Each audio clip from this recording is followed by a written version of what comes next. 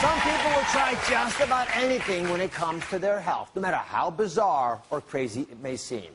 But some alternative therapies can put your health at serious risk. So today, I'm revealing which ones can help and which ones are just hype. The first extreme alternative therapy is for pain management. It's called cryogenic chamber therapy. Now, cryotherapy is the application of cold temperatures to all parts of our body. And it's something we've used for a long time, right? Many of you may have tried this high-tech version, right? An ice pack. But imagine if you could grow it. Right over here is a cryo sauna. It's got liquid nitrogen that's released into the chamber to cool down the body and reduce the inflammation and the pain. So, audience, what do you think? Does it help, or is it just hype? Get out your answer. Oh, they are split. They are split. All right. The answer, it helps. These new expanded forms of cold therapy can be very helpful for folks who have debilitating pain and inflammation. And let me show you why. Here's an animation of what happens when you have pain and why cooling it makes a difference. So let's say you're exercising and you sprain your knee.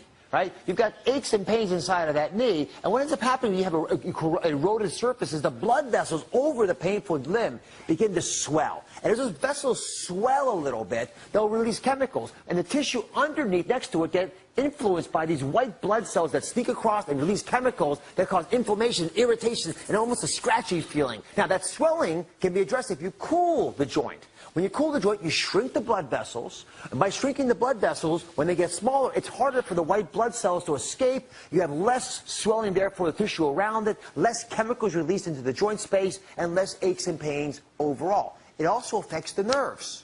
Because when the nerves get cold, they stop sensing pain, and that influences, of course, the way your body will sense whatever's going on down there. So I'm going to try this out. Debbie's here to help. How are you, Debbie? Thank you very much for being with us.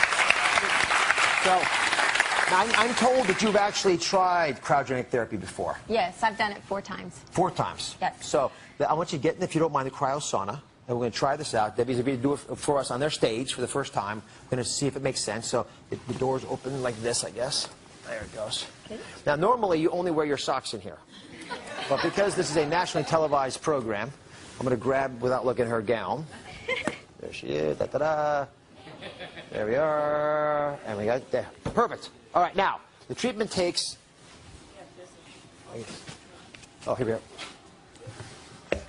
Treatment takes about 2.5 minutes. But I, of course, want to see Debbie's head before I start. So I'm going to lift her up.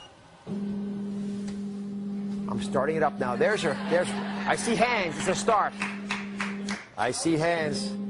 There she is. You get scared in there?